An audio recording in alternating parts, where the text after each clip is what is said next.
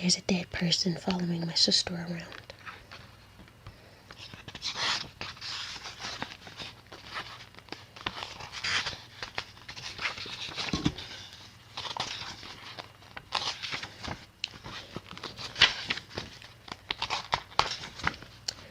Most ghost stories start with a new house. Well, actually, it's usually an old house, a little bit run down, but with more rooms than your average Howard Johnson. Most of them were at the dark corners and cobwebs, but it's new to the people about to go get haunted. The family moves out to the countryside or to an island dominated by an abandoned lighthouse, or the kids are sent to visit Great Aunt Agatha, who lives by the windswept moors and talks to herself, or the car gets a flat tire, or the horse breaks its leg, and the travelers are miles from anything except a gloomy mansion on top of the hill. The house is generally situated someplace that has frequent thunderstorms, preferably between a swamp and a cemetery. Our house is old, but we've been living here peacefully forever. At least, my family has been here forever. The house was built by my grandfather's uncle's father. I think I've got that right. Anyway, I know it was built by the ancestor I was named after, Theodore Beatson, except everyone calls me Ted, and he built it before the Civil War. I've been living here just about 12 years, because that's how old I am, just about 12. Not that the house looks 150 years old. Granddad says he signed the house over to my dad and moved to the condominium in Florida because Grandma had to run out of walls to knock down and floors to refurnish. So it's not like the house looks spooky or anything. And we're not out in the middle of nowhere either. We're in Rochester, New York, which is pretty big, even if nobody outside of New York State has ever heard of it. We're close enough to hear Mr. and Mrs. Lister arguing in the house on one side of us, and to smell the chlorine for Wicked Nick's pearl on the other side. Behind our house is a big ditch that was part of the old Erie Canal before the canal was rerouted about a mile south. But the ditch isn't as interesting as it sounds. There's a house development right on the other side, and close enough that in the winter, without leaves on the trees, we can see their lights. We can also hear their dogs barking, summer and winter. But then again, they can probably hear my brother Zach's stereo, which only tunes in heavy metal stations at about 1,000 decibels, proving, I guess, there is justice in the world. So no swamps, cemeteries, or windswept moors. Just not counting Zach, there's nothing weird about my family. No undertakers or mad scientists, or people who only come out at night. My dad works for the telephone company, and Mom is a waitress at the little coffee shop in the mall. Besides me and Zach, there's our little sister, Vicky, who's in kindergarten. So that's me, my family, and our house. No long-lost relatives have come to visit. Nobody died. Halloween 5 months passed, but suddenly we had a ghost. Chapter 2. A ghost moves in. The haunting started so slow and easy, we didn't know enough to be afraid. Mom, who usually works only during school hours, was working in the evening because one of the other waitresses had just quit. Dad also would normally have been home in the evenings, but he's a manager at the phone company, an indoor 9-to-5 job. But the repair people had gone on strike the week before, so the management people were trying to cover for them,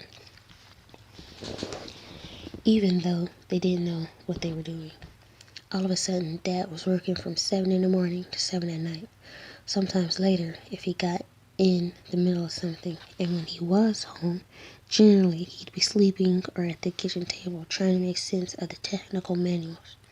I can't remember which it was that particular night. Vicky was supposedly asleep upstairs, and Zach and I were trying to watch TV together, except that Zach had the remote control. It's impossible to watch TV when Zach has the remote control.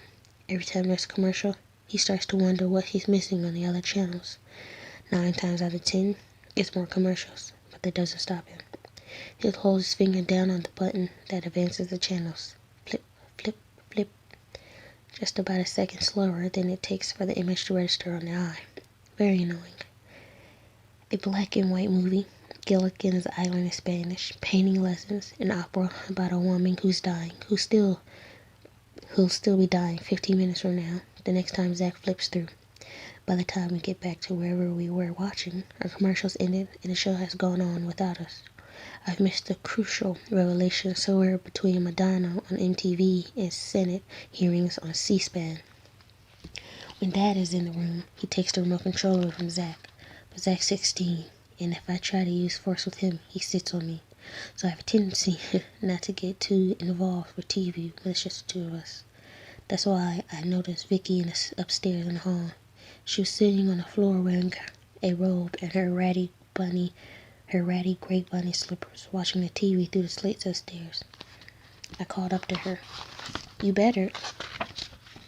"Jeez," Zach smacked me on the back of the head with the remote control. "Not in my ear, you jerk."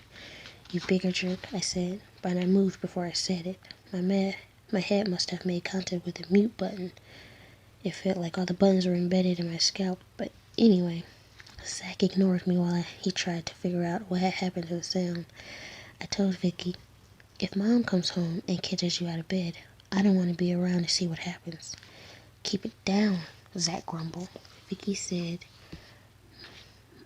"Marella wanted to see what TV's like. She's never seen TV before." "Who's that?" I asked.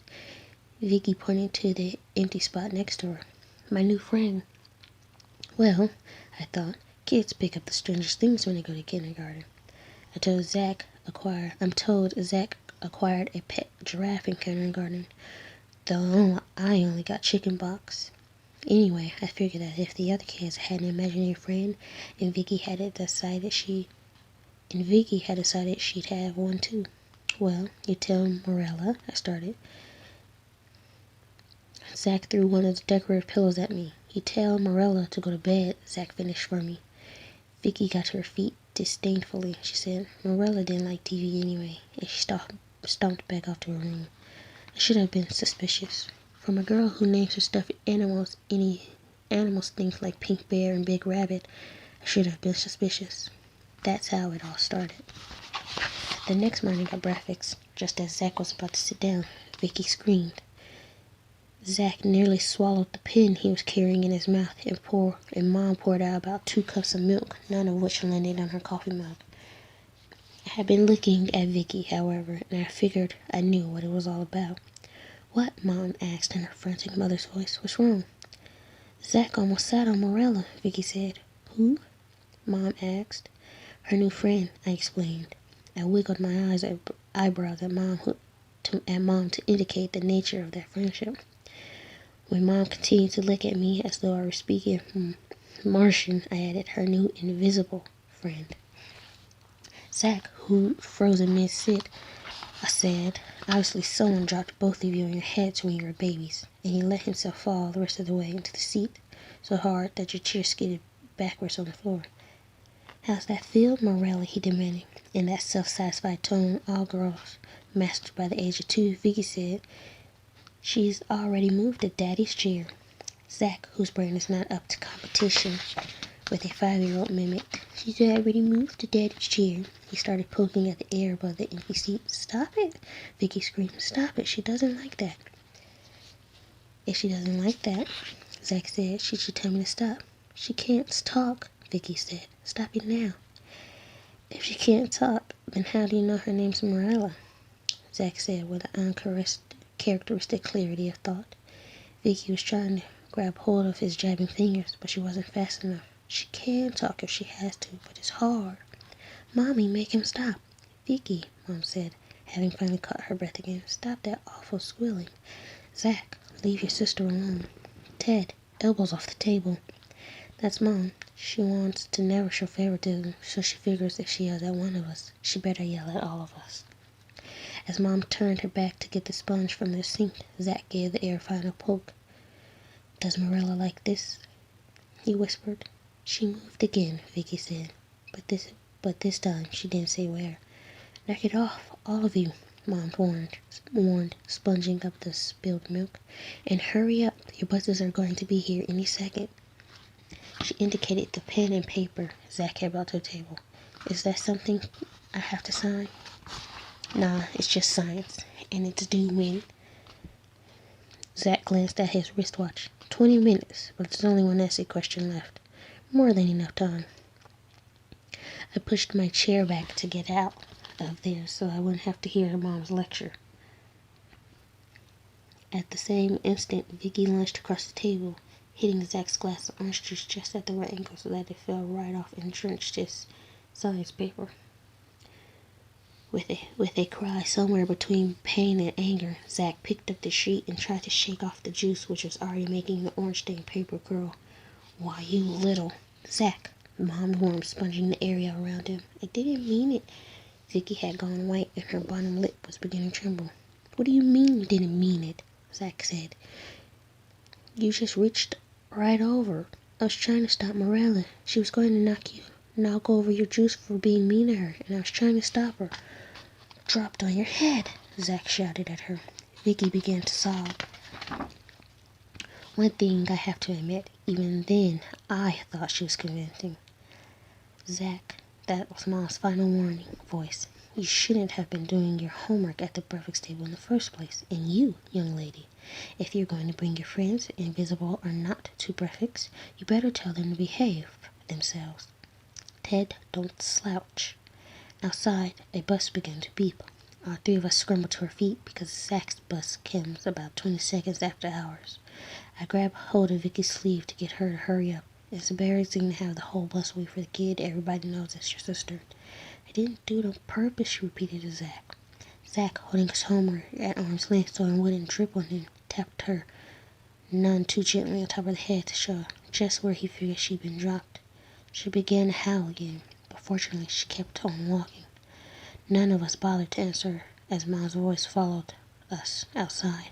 Have any of you brushed your teeth?